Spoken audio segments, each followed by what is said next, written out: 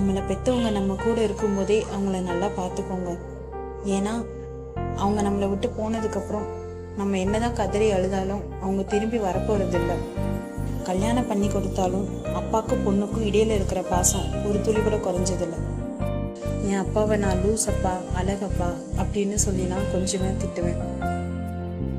எனக்கு ஒரு பிரச்சனைன்னு வரும்போது எங்கள் அப்பா எனக்காகவே வாழ்ந்தாங்க.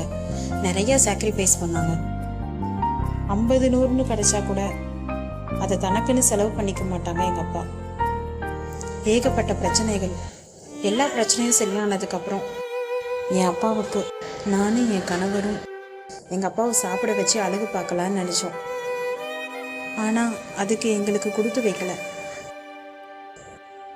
நாங்கள் அப்படி ஆசைப்பட்ட அடுத்த மாதத்துலேயே எங்கள் அப்பாவுக்கு கேன்சர்.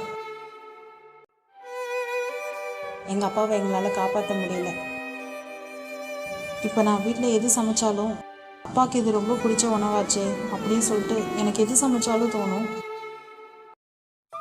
எங்கள் அப்பா என்னை விட்டு போய் இதோட 7 மாதம் ஆகுது. இது நாள் வரைக்கும் எங்கள் அப்பாவை நினச்சி நான் அழுகாமல் தூங்கினதில்லை.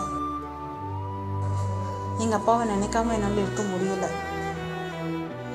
பெற்றவங்க இருக்கும்போதே நல்லா பார்த்துக்கோங்க. ஏன்னா அவங்க நம்மளை விட்டு போனதுக்கப்புறம் நம்ம என்னதான் கதறி அழுதாலும் திரும்பி வரப்போறதில்லை.